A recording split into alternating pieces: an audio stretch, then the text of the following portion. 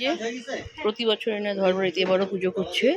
আর ওদের শখ, ওরা যত লোককে প্রসাদ করা হয় বাড়িতে নিমন্ত্রণ করে বা প্রসাদ দেয়, সবটা নিজেরাই বানায়। যে সবজি কেটে রেখেছে, এই বাড়িতে তো কদিন আগে বিয়ে হলো, আপনাদের রিল করলাম।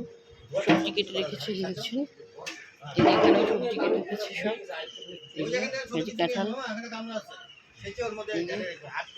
এইখানে করেছে, এইগুলো সব সবজি হবে। আর লাল লালের এরপর সবজি, এগুলো সবজি বানানো হবে।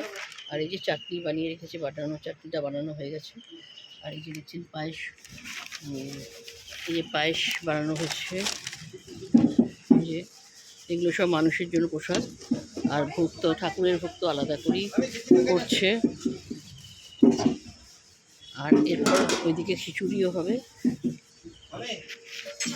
এই যে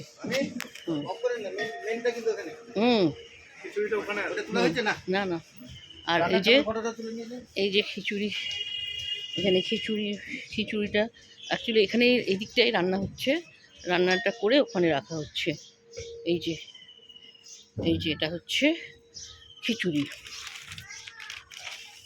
এই যে দুপুরবেলায় হবে, আরও অনেক খিচুড়ি হবে, রাতে প্রসাদ আর ঠাকুরের ভোগ তো নিচে তৈরি হবে।